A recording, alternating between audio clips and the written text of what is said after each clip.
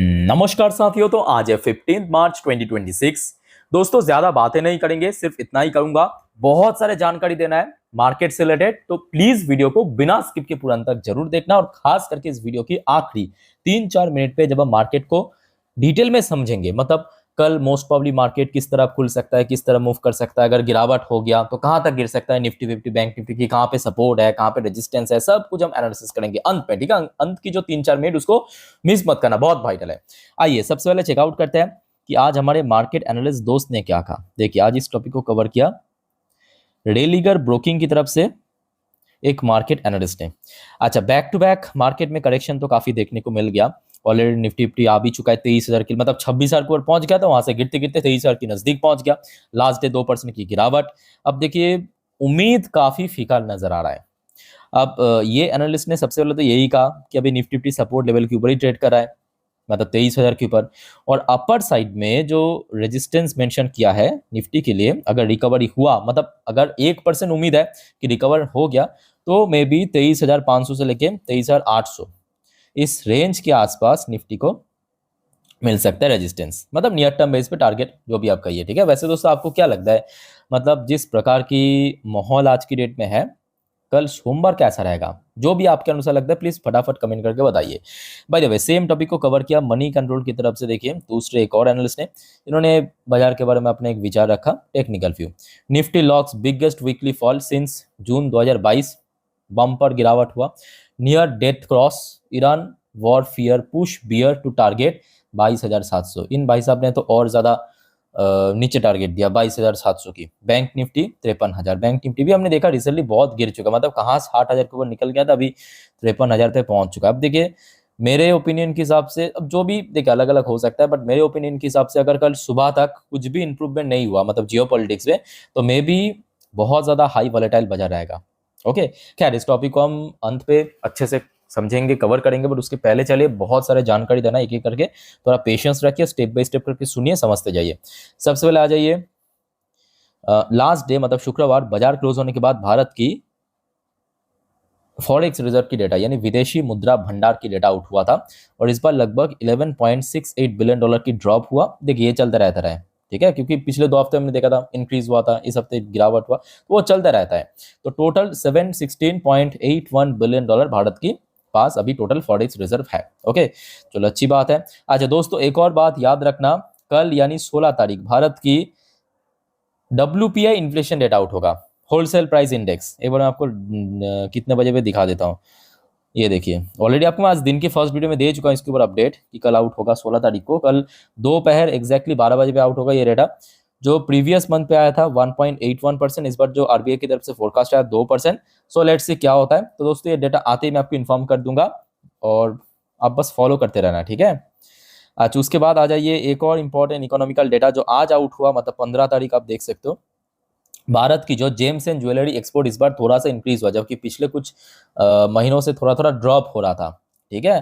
तो मतलब भारत ने जो, मतलब यूएस टैरिफ भारत के ऊपर इम्पोज करने के बाद भारत ने जो अपने व्यापार को या ट्रेड को और ज़्यादा डाइवर्सिफिकेशन किया, उसका थोड़ा सा भी बेनिफिट दिख रहा है, ठीक है। तो वही चीज़ मैं आपको पिछले साल भी बार बार कहा, शॉर्ट टर्म इम्पैक्ट पड़ेगा टैरिफ की, बट धीरे धीरे करते करते वो यूज टू हो जाएगा, मतलब काइंड ऑफ आप कह सकते हो कि मिड टर्म में लॉन्ग टर्म में वो पहले जैसे ग्रोथ रख देगा, क्योंकि सरकार यहाँ पे बहुत अच्छा काम किया है, क्योंकि और ज़्यादा डाइवर्सिफिकेशन कर रहा है।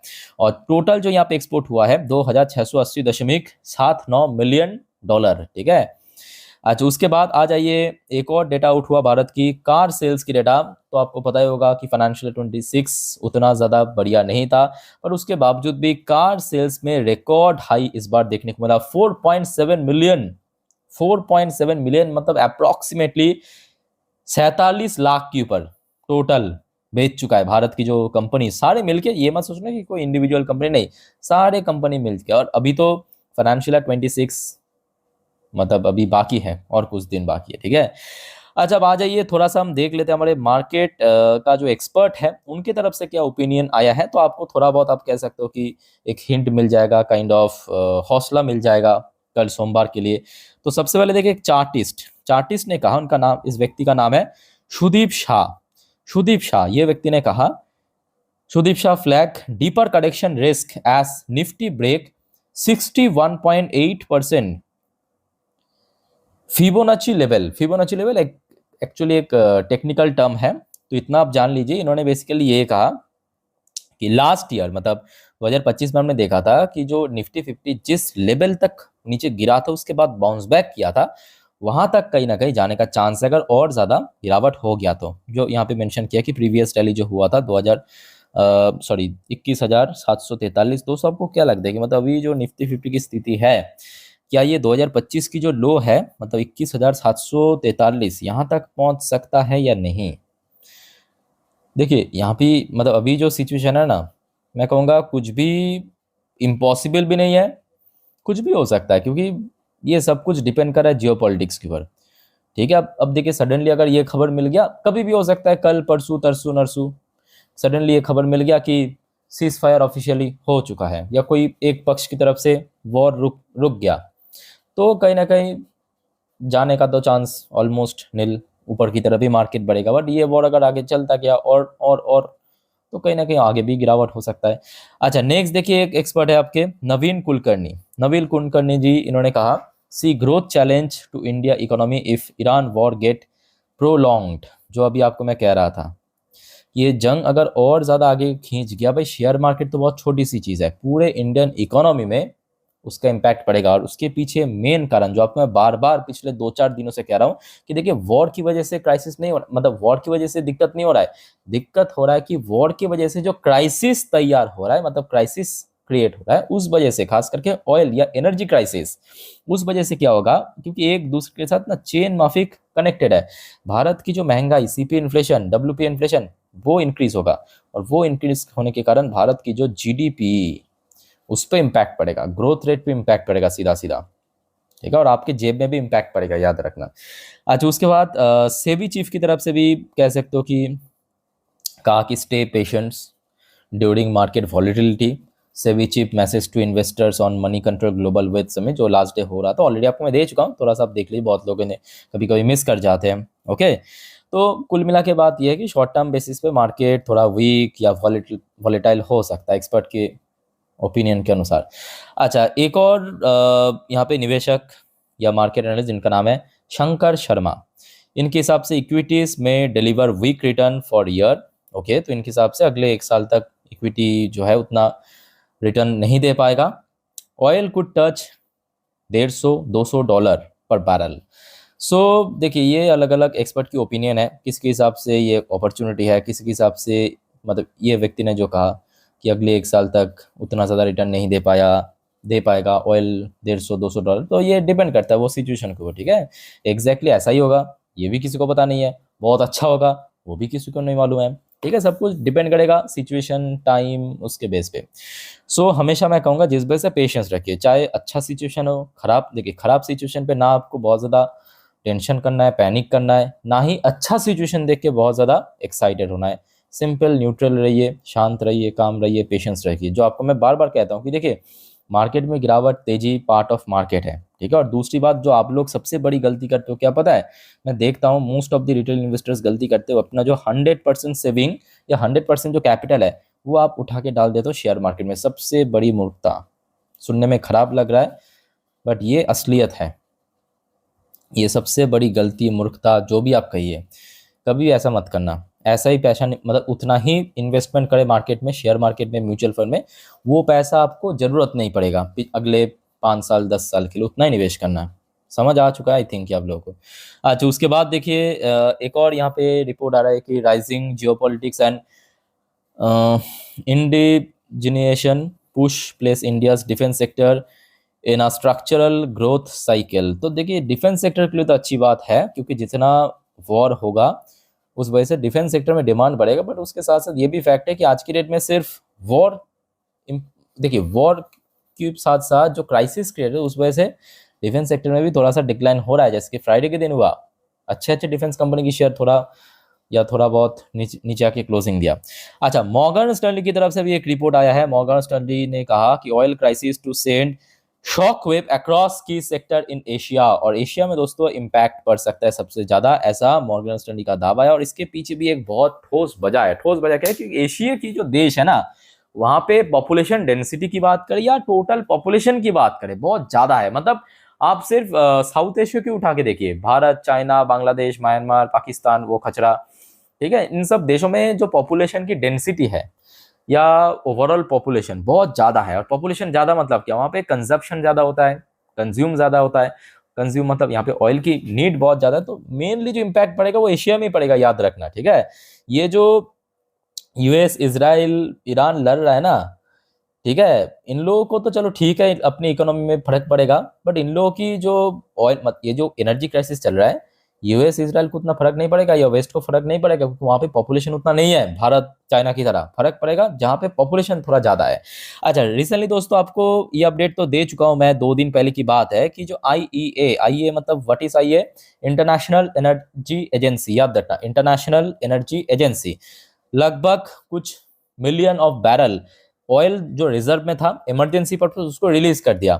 और आज की डेट में दोस्तों ये खबर मिला है, आज रात की अपडेट है, कि आईईए से oil from emergency stock to flow immediately in Asia. तो एशिया में दोस्तों इमीडिएटली पहुंचाने के लिए कहा। क्यों कहा, क्योंकि मॉर्गन स्टैनली ने यहाँ पे आप देख सकते हो प्रॉपरली रिपोर्ट में भी मेंशन किया कि एशिया यहाँ पे मेनली प्रॉब्लम फेस करेगा। तो आपको मैं अभी समझाया कि पॉपुलेशन ज्यादा होने के कारण कंजप्शन ज्यादा, तो बेसिकली जो आईईए ने ऑयल रिलीज किया है अपने इमरजेंसी स्टॉक से, वो एशिया में अभी मोस्टली फ्लो होगा, ठीक है।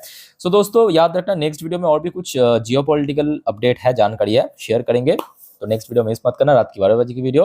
अच्छा दोस्तों, अब आगे बढ़ते हैं नेक्स्ट टॉपिक पे, पर उसके पहले आप सभी को रिक्वेस्ट करूंगा, वीडियो अच्छी लगे तो प्लीज वीडियो को लाइक करना और प्लीज चैनल को सब्सक्राइब करके जरूर रखिएगा दोस्तों, इस प्रकार की जानकारी तुरंत हमेशा पाने के लिए। देखिए, आपकी एक सब्सक्राइब करना भी मुझे बहुत ज्यादा मोटिवेशन देते हैं, इस प्रकार की जानकारी, वीडियो रिकॉर्ड रात भर करने के लिए, मेहनत करने के लिए, ठीक है।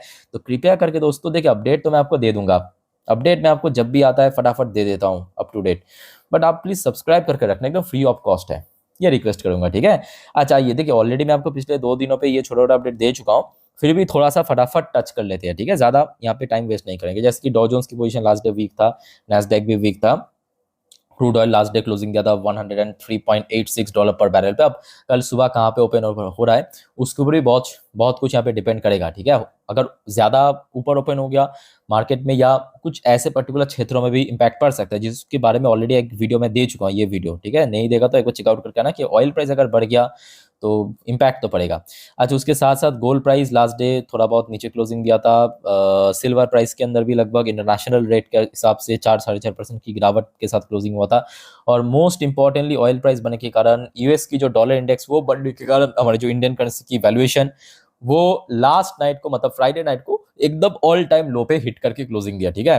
अच्छा, कुछ इंडियन कंपनी की पोजीशन फटाफट आइए देख लेते हैं, एडीआर वर्जन में कहां पे क्लोजिंग था। जैसे कि विप्रो एडीआर वर्जन 1.74% नीचे क्लोजिंग दिया, इन्फोसिस के एडीआर वर्जन 1.26% नीचे क्लोजिंग दिया, आईसीआईसीआई बैंक की एडीआर वर्जन 0.89% नीचे क्लोजिंग दिया, और एचडीएफसी बैंक की एडीआर वर्जन लगभग 0.56% नीचे क्लोजिंग दिया। पर उसके बावजूद भी हमारे जो एग्जेक्स निफ्टी या गिफ्ट निफ्टी की फ्यूचर फ्राइडे नाइट को एक डिसेंट लेवल पे होल्ड करते हुए क्लोजिंग दिया था 23,255 पॉइंट पे, बिकॉज ईरान की फॉरेन मिनिस्टर एंड ईरान की जो इन्वॉय है भारत के लिए छूट दिया है, कि भारत की जो ऑयल टैंकर्स है या शिप है वो पास कर सकता है स्ट्रेट अप हुर्मुज से, उस वजह से, ठीक है। लगभग कितनों पर क्लोजिंग दिया था, इधर 151 और इधर 255, मतलब वही 104 पॉइंट के आसपास ऊपर क्लोजिंग दिया। बट मैं कहूँगा इसका इंपॉर्टेंस उतना भी ज्यादा नहीं है, बिकॉज पिछले 1.5-2 दिन पे बहुत सारे इंसिडेंट हुआ है, ठीक है। सो दोस्तों, मैं एक काम करूंगा, कल सुबह बाजार ओपन होने से पहले मैं अपने इंस्टाग्राम स्टोरी में सुबह की जो गिफ्ट निफ्टी की फ्यूचर, डॉ जोन्स की फ्यूचर, नैस्डैक की फ्यूचर की अपडेट दे दूंगा मार्केट ओपन होने से पहले, बस आप लोग चेक जरूर कर लेना, तो आपको ग्लोबल मार्केट की सेंटिमेंट या मार्केट किस प्रकार की हो सकता है एकदम कंफर्मेशन मिल जाएगा, ठीक है। और मेरे इंस्टाग्राम हैंडल की लिंक आपको नीचे डिस्क्रिप्शन बॉक्स में मिल जाएगा। अच्छा, सबसे मेन दिक्कत क्या है कि अभी इतने सब कुछ क्राइसिस की वजह से एफआईएस द्वारा सेल हो रहा है, और एफआईएस जब तक सेल करेगा मार्केट में वीकनेस बनेगा। लास्ट हफ्ते भी सेल किया, सेकेंड लास्ट वीक पे भी सेल किया। अच्छा, ईरान इजराइल के ऊपर तो अभी बहुत सारे अपडेट है, इस वीडियो में कवर नहीं करेंगे, अदरवाइज वीडियो बहुत लेंथी हो जाएगा, ठीक है। तो नेक्स्ट वीडियो दोस्तों देखना मत भूलना, रात की 12 बजे की वीडियो, और चैनल को सब्सक्राइब करके जरूर रखना, मैं बार बार कहता हूँ, लोग भूल जाते हैं अक्सर, ठीक है। सो दोस्तों, मार्केट के बारे में जितने भी अपडेट था दे चुका, अब चलिए most important part, market analysis वाला पार्ट के ऊपर लेके चलता हूँ आपको। मैं ओपन कर लिया निफ्टी 50 की लास्ट 3 महीने की कैंडलस्टिक चार्ट पैटर्न। अच्छा, अब मेरे बात को ध्यान से सुनना, कल के लिए कुछ सेक्टर्स बहुत वाइटल हैं, ठीक है। कल सुबह तो मैं आपको दे दूंगा मेरे इंस्टाग्राम स्टोरी में डॉ जोन्स नैस्डैक गिफ्ट निफ्टी की फ्यूचर, तो आपको एस्टिमेट मिल जाएगा कि किस प्रकार की माहौल बन सकता है मार्केट में। बट फिर भी मैं कहूँगा कुछ सेक्टर्स भी नोट कर लीजिए अभी, जैसे कि ऑयल सेक्टर सबसे वाइटल है, बैंक्स बहुत इंपॉर्टेंट है, मेटल सेक्टर भी इंपॉर्टेंट है, और ऑटो सेक्टर भी इंपॉर्टेंट है कल के लिए, ठीक है। ये चारों सेक्टर याद रखना।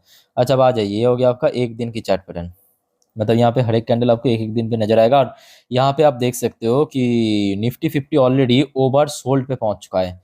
ये है आपके RSI इंडेक्स, RSI इंडेक्स जब, जिनको पता नहीं है जान लीजिए, जब 30 ब्रेक करके नीचे आ जाता है, मतलब बिलो 30 हो जाते हैं, उसको कहते हैं ओवर सोल्ड। और ओवर बॉट कब कहते हैं, जब RSI इंडेक्स अबव 70 हो जाते हैं, ठीक है, तब उसको कहते हैं ओवर बॉट। सो अभी क्या चल रहा है, ओवर सोल्ड पे चल रहा है, 30 के नीचे है। सो गिरावट पे एक्चुअली काफी इंटेंस हुआ है। तो यहाँ पे देखिए, हम सपोर्ट लेवल तो इस चार्ट पैटर्न पे डिफाइन नहीं कर सकते, ठीक है। उसके लिए मैं आपको एक साल की चार्ट पैटर्न दिखाता हूँ। देखिए, एक साल की चार्ट पैटर्न के हिसाब से ये जो डॉट डॉट डॉट डॉट ये वाला पार्ट आप देख सकते हो ना, ये लाइन मैं आपको थोड़ा दिखाता हूँ। ये देखिए, जहाँ पे मैं बॉक्स कर रहा हूँ, ध्यान से नोट करना। ये जो लाइन आप देख सकते हो, थोड़ा सा मतलब थोड़ा सा फेड है ये लाइन, ये है लास्ट डे क्लोजिंग की लाइन, ठीक है। तो इस लाइन को आप बस नोट करते जाइए। तो पिछले साल मार्च अप्रैल पे पता होगा आपको, 2025 में गिरावट हुआ था मार्केट में। उस टाइम पे आपने देखा था निफ्टी 50 जो है कुछ समय के लिए, जैसे कि इस पर्टिकुलर रेंज को आप देखिए, 23,000 के आसपास सपोर्ट मिला था। यहाँ पे आप देखिए 23,000 के आसपास कुछ समय के लिए कंसोलिडेट किया था, सपोर्ट नहीं मिला था। यहाँ पे कुछ समय के लिए भी कंसोलिडेट किया था, ठीक है। So as per chart pattern Nifty 50 के लिए कल सबसे वाइटल सपोर्ट जोन है, या आप ये भी कह सकते हो कि सबसे मतलब क्रूशियल लेवल, कि इसके ऊपर सपोर्ट करना या इसको होल्ड करके रखना बस।